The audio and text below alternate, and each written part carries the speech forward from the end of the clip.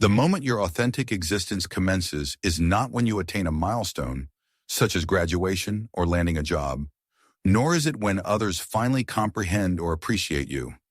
It is when you cease to live as a mere reflection of societal expectations and instead embark on a journey of self-discovery, becoming a force that shapes your own destiny. Friedrich Nietzsche grasped this concept, recognizing that many individuals merely exist, rather than truly living, as they conform to the norms and expectations of others.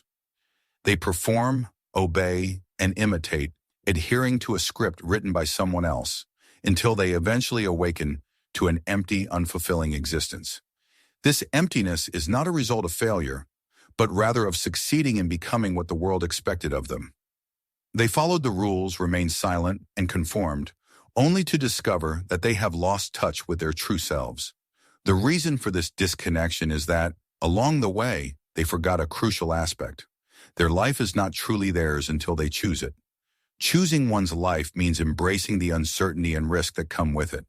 It involves facing rejection, defying the expectations of others, and being willing to go to great lengths to stay true to oneself. This is what Nietzsche respected most, the courage to stand alone as an individual. However, this is a challenging path, as from birth, we are conditioned to believe that survival and success depend on belonging and fitting in. We adapt, suppress our true selves, and avoid confrontation to maintain a sense of security and acceptance. We trade our autonomy for the comfort of being liked and accepted by others. As a result, we often find ourselves feeling anxious, unauthentic, and disconnected from our true selves. Nietzsche would argue that this is because we have been obeying everyone and everything except our own inner voice. We have been living according to the expectations of our culture, our fears, and the opinions of others rather than listening to our own desires and aspirations. The moment to break free from this cycle is now. It is time to stop being the version of yourself that seeks to please others and start becoming the authentic, unique individual you were meant to be. This journey begins when you choose to detach from the imitation of others and embark on a path of self-discovery. It requires courage, as it means facing the fear of rejection and the uncertainty of the unknown. Nietzsche's philosophy emphasizes the importance of becoming who you truly are, rather than who others expect you to be. This means letting go of the need for validation and acceptance from others and instead focusing on living a life that is authentic and true to oneself. It is a journey that requires grit, silence, and the willingness to walk away from everything that no longer feels alive. The cost of becoming your true self is not monetary, but rather the certainty and comfort of a predictable life.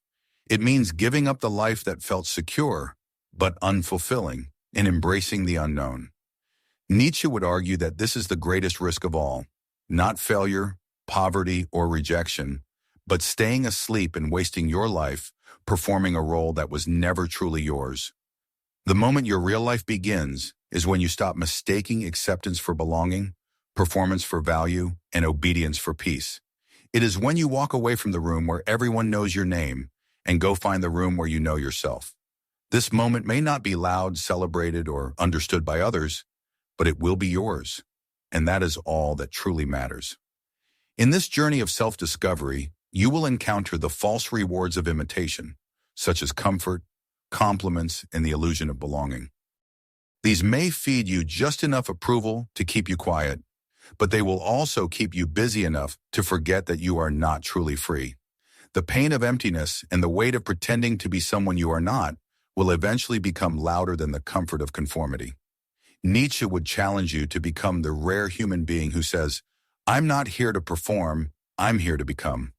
This means transcending the conditioning of society and becoming the person you were meant to be without apology or compromise. It is a journey that requires solitude, silence, and the willingness to face your true self. The question is, have you paid the price of owning yourself?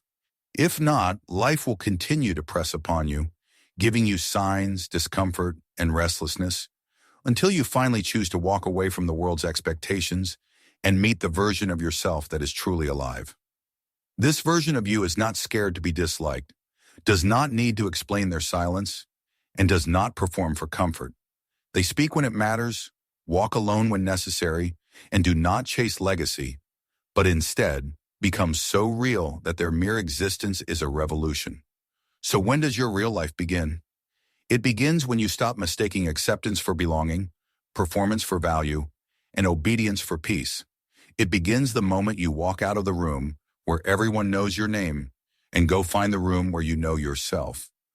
This moment, though it may not be loud or celebrated, will be yours, and that is all that truly matters.